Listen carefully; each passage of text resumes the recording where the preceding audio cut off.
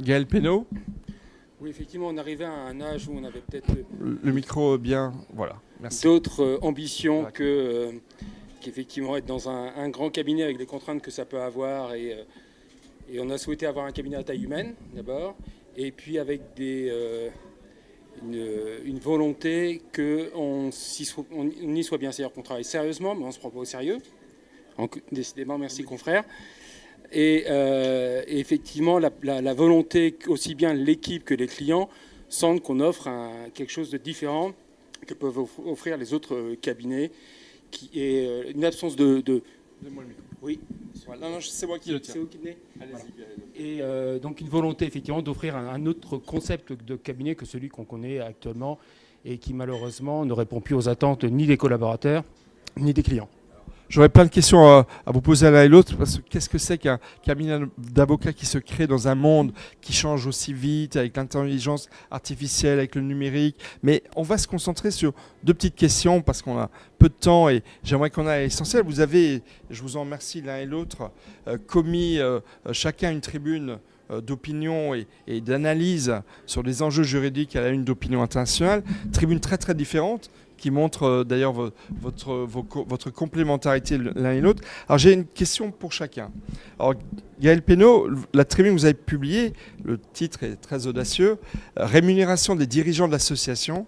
Tony Estanguet, COJOP, président du comité d'organisation des Jeux Olympiques de Paris 2024, serait-il à la tête d'une association de malfaiseurs ?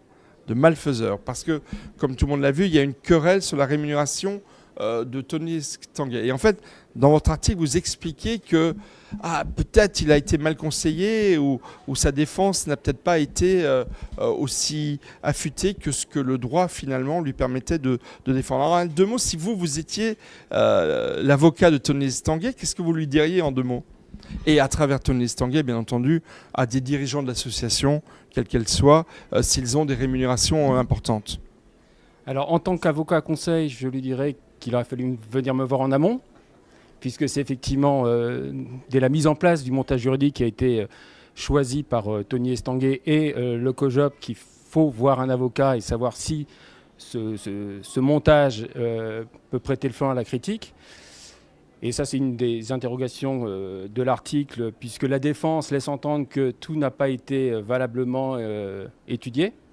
Et dans un deuxième temps, puisqu'on en est maintenant à devoir faire face à la critique, ça serait de conserver une ligne de conduite, c'est-à-dire on explique la raison pour laquelle on a choisi ce montage et on s'y tient. Et j'ai l'impression qu'au gré des interviews, on a tendance à adapter un peu sa position en fonction des griefs, alors que l'idée, c'est effectivement d'avoir quelque chose qui tient la route. Et c'est vrai que ce qu'on conseille, on a déjà eu l'occasion de le faire, c'est de venir très en amont, mais aussi bien en droit des associations qu'en droit des sociétés, puisque c'est finalement, même si ce sont deux mécanismes qui, par définition, s'opposent, il y en a un qui recherche le profit et l'autre qui ne le recherche pas, l'idée c'est quand même de venir très en amont voir son avocat pour avoir la validation du montage qui est décidé. Querelle de Tony Estanguet qui me fait penser à une situation que moi j'ai pu connaître il y a 20 ans, puisque Radouane Kourak a eu la gentillesse de rappeler que j'étais le fondateur de l'organisation Ensemble contre la peine de mort, et que dans la vie des associations en France, les dirigeants de l'association, les présidents de l'association, qui souvent au début sont bénévoles et qui ensuite s'impliquent très fortement dans leur association, vivent un problème de rémunération.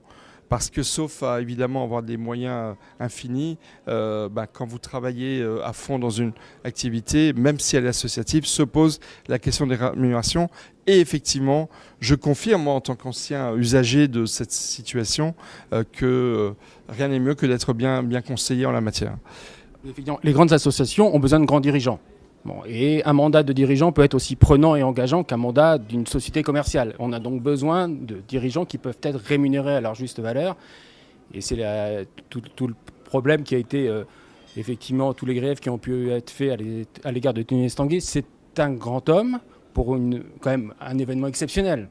Et donc, parce que les critiques, elles ont plus... Voilà, est-ce qu'un grand dirigeant doit être rémunéré à sa juste valeur, quelles que soient les considérations juridiques qu'il peut y avoir à côté ? Merci.